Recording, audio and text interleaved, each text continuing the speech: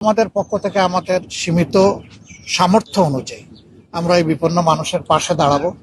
বিশেষ করে নিহত পরিবারগুলোর পাশে আমরা কিভাবে দাঁড়াতে পারি সেটা আমরা চিন্তা করছি এবং বন্যা ক্ষতিগ্রস্ত এলাকায়ও যতটুকু পারি আমাদের পক্ষ থেকে দলীয় অবস্থান থেকে আমরা ত্রাণ কার্যক্রম পরিচালনার জন্য আমাদের সংশ্লিষ্ট সকল সংগঠনকে আমরা নির্দেশ দিয়েছি এবং কেন্দ্র থেকে আমরা এটা সমন্বয় করছি। দেশের 4টা বিভাগে মূলত এই সমস্যা দেখা দিয়েছে: চট্টগ্রাম বিভাগ, সিলেট বিভাগ, রংপুর বিভাগ এবং ময়মনসিংহ বিভাগ। আর বাকি বিভাগগুলো অতটা ভালনারেবল না, কিন্তু এই 4টা বিভাগের অবস্থা ক্রমান্বয়ে খারাপের দিকে যাচ্ছে। তবে রংপুর বিভাগ বেশি হুমকিতে পড়বে যদি তিস্তার ওই দিক থেকে বাঁধ সব খুলে দেওয়া হয়, তাহলে যেটা প্রত্যেক বছরই হয়, এটা দুঃখ হয়ে আছে, সেই ঝামেলাটা দেখা দেবে।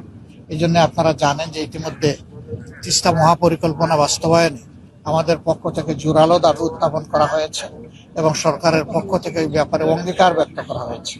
আমরা এখন সেই অঙ্গীকার বাস্তবায়নের অপেক্ষায় আছি। আমরা জানি প্রজেক্টটা অনেক বড়, সময় লাগবে, কিন্তু আন্তরিকভাবে কাজটা শুরু হোক, দৃশ্যমানভাবে জনগণ এটা দেখতে চায়।